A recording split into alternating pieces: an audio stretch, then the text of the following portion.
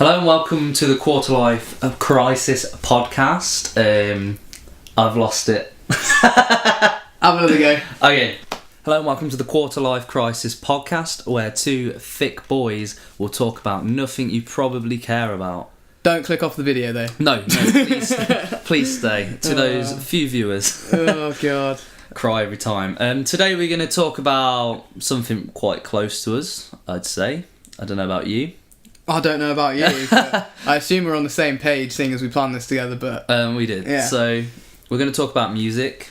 But not about our past experiences with music, but more about the influence that it's had on us and who we're listening to. Yeah. Why. More about who we're listening to at the minute and why. And why, yeah. And simply. Who has influenced us through our musical journey. Easy peasy. So go on.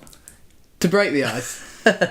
We tried this before, we didn't know what we were going to do. So instead of launching straight into some sort of improv monologue on our lives and music, we're going to play a cheeky little game on... Is it a game? Can you call it a game? No, it's just... It's not really as fun as a game, is an it? An activity. We're using Spotify, but you can use any streaming service available. Don't beat our ass, YouTube. Yeah.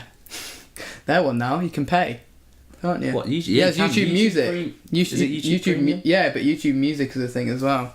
So what we're going to do is we're going to open up our most used streaming app, and it will tell us, obviously, what the last thing we listened to was. So, Drew, do you want to start? Okay, You've got yours up on your laptop. Shall I play 6 seconds? You can if you want to.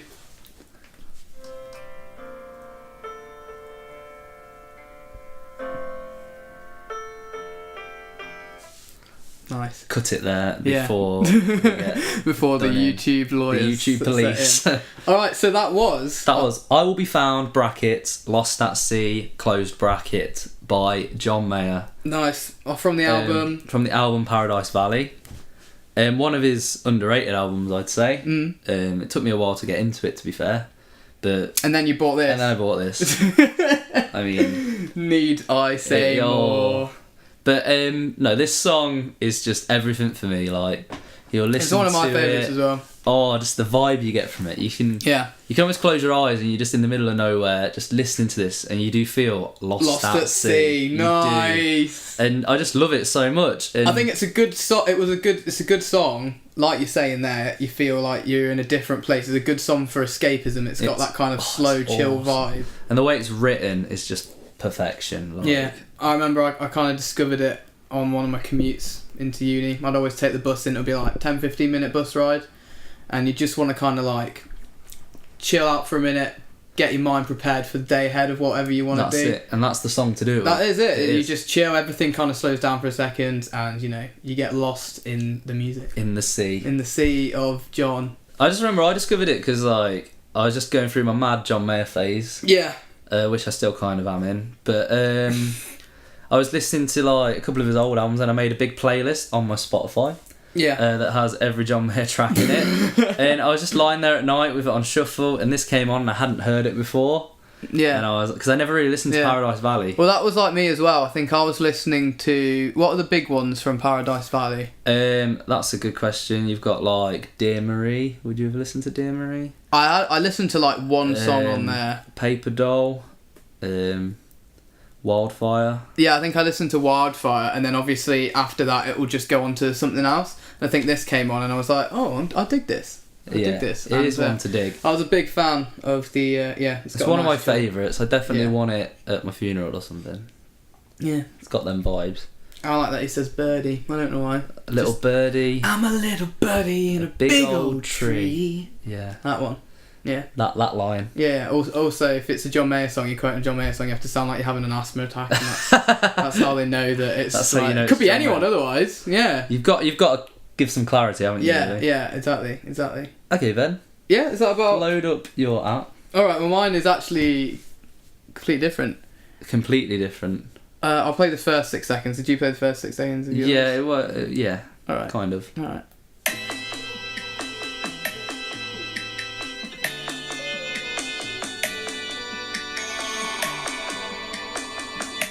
That was about 10 seconds. But I have a feeling that is that Toast Mahone? That is actually Toast My Own Hone. Yeah, it is actually. Yeah. Go on. Yeah. Talk about Post Malone. Sell him to me. Sell him to you. Well, unlike every other person in the population, he still hasn't been fully sold to me. So. Well, that was Deja Vu by Post Malone on his first album, Stoney. Yeah. Actually featuring Justin Bieber. Oh, lovely. Fun fact. I was never like a massive Bieber fan. I like his newer stuff's actually pretty decent, even though most of it's written by Ed Sheeran. But you know, yeah, it is.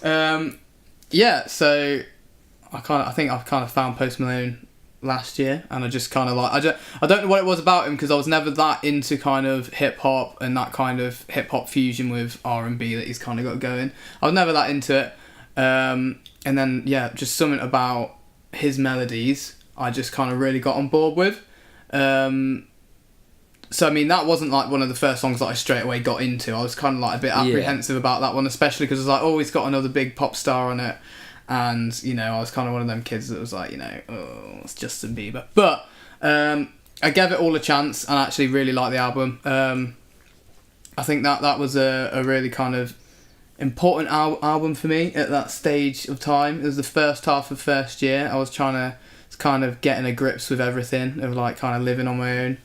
And then, you know, it was kind of like, you know, when an album becomes like a soundtrack to a section of your life, and whenever you and then whenever you listen to that album or that song, it will kind of like hark back to that time. That's like kind of like when we went travelling for a bit. Let Love Rule by Lenny Kravitz, that album was just like, what an album to have for your travelling album. It's awesome. I mean, that is a different subject actually, because we could talk about travelling albums a different time, or maybe later on. Yeah, who knows. But basically, I relate kind of a lot of that album to first year when I worked on a bar. I started out when I was working nights, so it would be like Friday, Saturday night, working until like early in the morning, whatever, because it was like in the middle of Liverpool.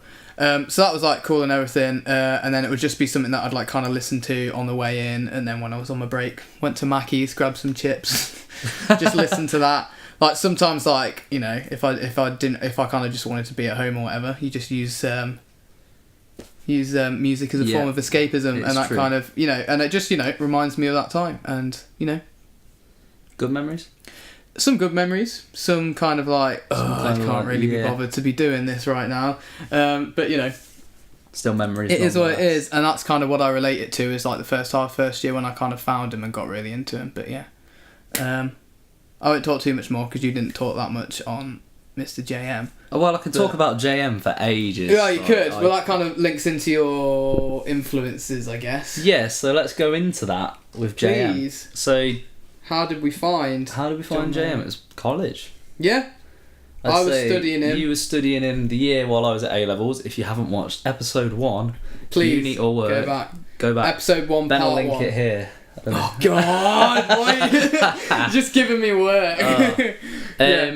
But yeah, so Ben was at college while I was doing my AS, and he was forced to study this artist called John Mayer, which we had to analyse one of his songs, and analysing it basically means you've got to listen to it loads and loads of times. We had the songbook score out in front of us, and we'd just be analysing every section of it. Won't go into too much detail because, you know, it's just kind of, isn't it? It might just be boring to people who I don't want to like be condescending, like you won't understand, but it's more like you probably won't be that interested in it. No, if you're not. All the music. Yeah, if you want to just take music as it is, which I know a lot of people have said to me, so why can't you just take music for what it is? Like, stop analysing everything. And I'm like, yeah, all right. But yeah, so we kind of we had like 3 different songs. And that was probably like the only song out of the 3 or 4 that we analysed that I didn't get tired of. Yeah, that was a bit. It was Why Georgia, which is on his first album, Room for Squares, and it's just kind of this nice building song that starts out just with an acoustic guitar. And I mean, that album was released 2000. Was it? I want to say 2000. Yeah, 2000 or 2001, but it still sounds fresh and modern to me. So good. It doesn't sound like that 2000 sound.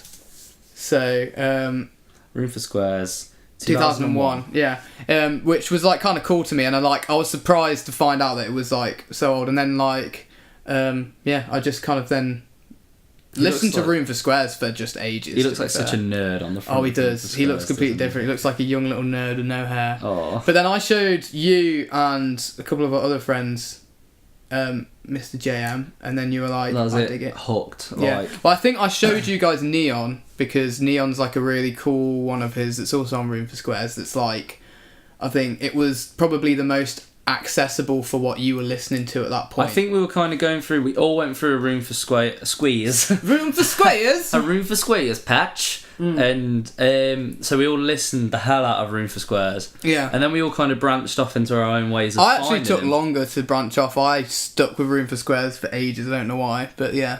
Yeah, because I went straight onto like the You were album. like, this is sick. I'm going to move on and see what else he's got. The album I fell in love with was Born and Raised, and Yes. it was actually his least selling album, but it's awesome. It's when he like went away for a bit, came back with like this country vibe, and it was like He did go through a country phase. Foys. You're doing it now. Lol. But yeah, Born and Raised is my favourite. So Yeah. if I could tell you to go and listen to an album, How would you just right? Okay, so a lot of people. The thing is, he's not actually that big over in the UK. I think he's not. Well, I don't think he's necessarily that big in America anymore. But at one point he was. he was like the pop star everyone was Exactly, talking from about. probably around 2000 to 2006 or 2009, he probably was very big. Like 07 was Continuum, so I think that was when he was biggest. Yeah, probably from Room for Squares to 2009, that he probably would have been like really big, but he never kind of got that big over here. He had a couple of hits and stuff, but so it was kind of like, if you had to describe John Mayer to someone who had never listened to him before, so anyone that you mentioned John Mayer to in the UK, Anyone, yeah. how would you describe him? American Ed Sheeran. So you say that, and like in some ways, I think some songs he has are, but like No, I mean the way like he took over the Americas in the same way that Ed Sheeran did. Like every song he writes to me is like a hit, John Mayer. Yeah.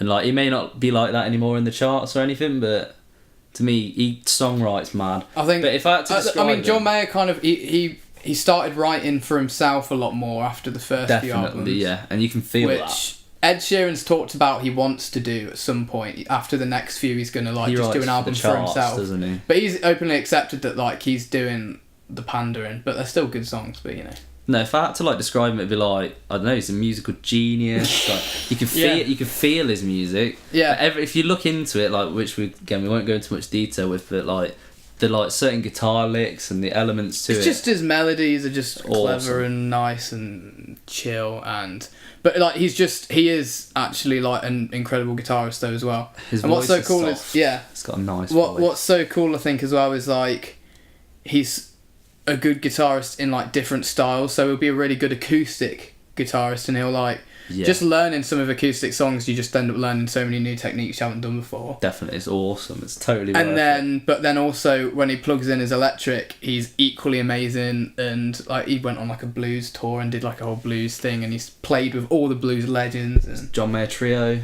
Don't forget the John Mayer Trio. man, it was Steve Jordan and Pino Palladino. What a guy. Pinot Grigio. What a man. What a man. Yeah. Gunnar, so who else influences you? If you had to pick out of like a hat, like, and someone was to come out and you're like, oh, that's one of my influences. Maybe we can link this in to another Spotify thing. Go on. So, grab your Spotify. You're on It's it, aren't right you? there. It's right there. I don't know if it'll work for you. Oh no, it will. What are we doing? Go So on. if you just click on artists there. Oh God, you don't even want to. Actually, no. I mean, recently played. That's what you want to do. Oh God. All right. So I'm on recently played. So Yeah. I'll rip off a few of the people I've got on there. So I've got Post Malone, because that was the most recent play. Newton Faulkner. He's a really good boy. A really good boy. A He's really wicked. good boy. Newton Faulkner is sick. He got quite big with his first album, but then he kind of like Faded cheated off away. a bit. But he's like crazy talented. Recommend you listen, because actually his latest album, Hit the Ground Running, is actually proper accessible. And I mean, everyone proper probably good. knows Teardrop by Massive Attack. And he did this Oh, like check proper out famous. his cover of it. Oh. I think Dream Catch Me, which is Newton Faulkner's biggest song, is kind of one like a lot of people know it when it gets to the chorus, but they Yeah. just don't know who he is because he was kind of like Disappeared. yeah. So who else have I got? I've got Post Malone, Newton Faulkner, John Mayer, then under that, I've got a guy called Juice WRLD. Juice WRLD. Juice WRLD, which he's kind of like he's more towards the Post Malone side. I think if you were in the hip hop scene and you compared them together, then a lot of people might be like, oh no, but I started listening to him because it was like whatever Post Malone I was listening to had finished, and you know when Spotify like goes on to similar to another artist. It went on to this one, which is All Girls Are the Same. Which is, I mean, I won't be able to tell the difference. No, well, I don't literally. Listen to Post Malone. I feel embarrassed to say it, but this came on, and I thought it was Post Malone. But it's just in his other songs, he doesn't sound like that similar to him. But yeah, Mika. Oh my god. Oh, this was the other day. This was the other day. First album by Mika was an absolute banger, and it is like a childhood classic of mine because I just remember song. The CD would just be on all the time because it was so. Every song. Just a fun album though. It is. It's fun. You will feel good after it. Exactly. Yeah. Lenny Kravitz, he's also on there. You can talk a bit about LK. I goddamn love LK. Big influence from a small age is Lenny. So that's Definitely like saying we'll probably go into travel a bit like later on, but when I was travelling around, Let Love Rule was the album that was on. He's just a musical genius again, and he's so political and just speaks to you. I don't know. I feel like anyone can vibe off Lenny as well because he feels like a different genre completely. Because you'll get some funk bass lines, you'll get some rock guitar, you'll get some blues songs. He can kind of do it all. He could do it all. Yeah. Who else have I got? George Ezra. He's very cool. I've only just started listening to George Ezra. I started listening to him because I ended up going to a gig because my friend wanted to go, and I was like, yeah, let's go, let's do it. I listened to a couple of songs. I was like, I like Budapest. Everyone likes Budapest. I was like, he's a good guy. Whatever. He seems fun. And then I really got into him after the gig because the gig was just really good and really like. It was just like a lot more musical than I expected to see, which is a bit of a weird thing to say.